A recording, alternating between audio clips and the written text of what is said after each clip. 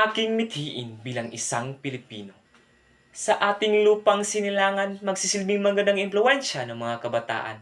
Hindi lang sa salita, gayon may sa aking gawa. Magsisipag at magtitiyaga upang pangarap at kaunlaran ng ating bansa ay may sagawa. Maging malugod sana tayong mga kabataan ngayon dahil hindi biro ang mga ginawa ng ating bayani noon.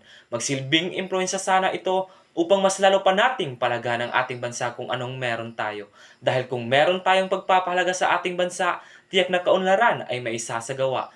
Bilang isang mamayang Pilipino, namulat ako sa bansang ito na naisakatuparan na ng ating mga bayani ang kalayaan na meron tayo.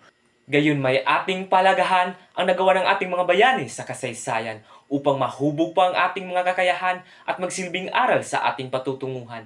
Tinig ng kabataan, lakas ng kinabukasan. Sa bawat salita, sa bawat kilos at gawa, kami ay magsusulong, itataas ang bandera ng pag-asa. Kami ang kabataan sa aming bayan, walang sawa.